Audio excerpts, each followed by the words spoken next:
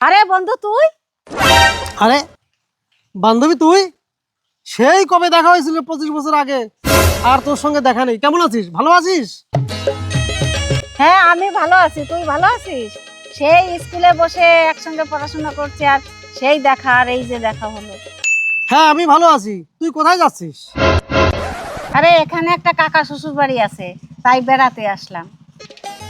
ও কাকা শ্বশুর বাড়িতে বেড়াতে এসছিস? 50 টাকা দাও।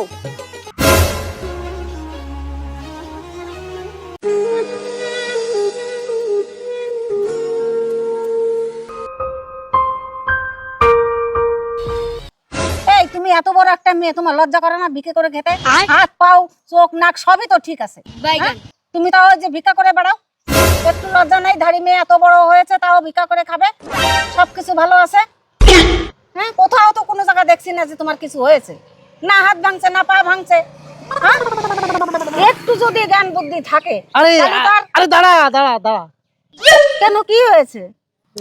আরে ওটা আমার মেয়ে।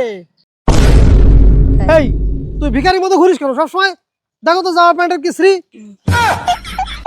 এর পরের থেকে তুই যদি এইভাবে ঘুরিস, তোর থালা হাতে ধরিয়ে দিয়ে বাড়ি থেকে বের করে দেবো।